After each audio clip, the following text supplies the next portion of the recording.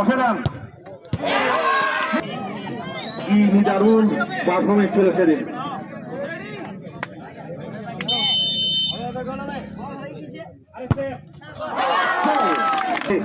সেটাই কিন্তু 100%।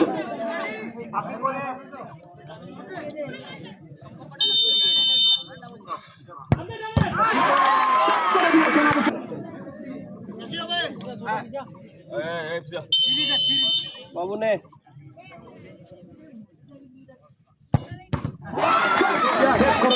চমৎকার একটি মাঠ ছিল, অনেক বড়। উত্তরবঙ্গে এই ধরনের খোলা ময়দান অনেক কমই পাওয়া যায়। সেখানে কিন্তু রাজকুমার 3টি সেভ করেছিলেন। রানা এখনো বসে সেখানে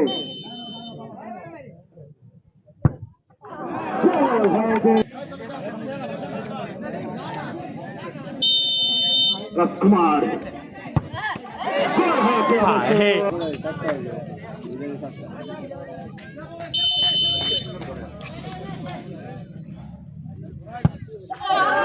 হয়েছে কেল্লা ফতে সিএম আজাদ।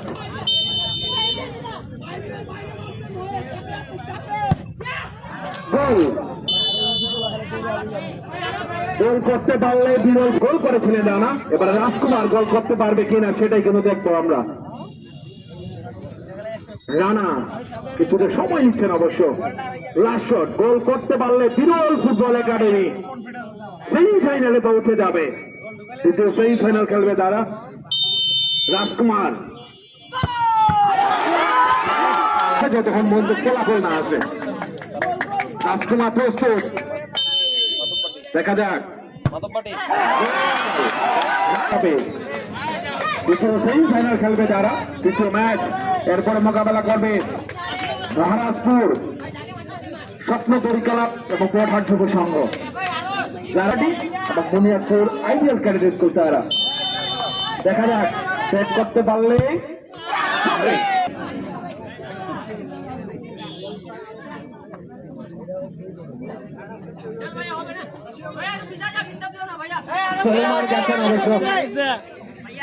দেখা যাক কি করে গোল হবে না সেভ হবে। সব নিয়ে গেছে তো আসিফ গেছে অবশ্য। রানার বিপক্ষে আসিফ গোল হবে নাকি সেভ হবে? মনা দেখা যায় রাজকুমারকে পরীক্ষা করার জন্য। সেভ হবে নাকি গোল হবে? আসিফ বিয়ার খোঁজে গেছেন আসিফ।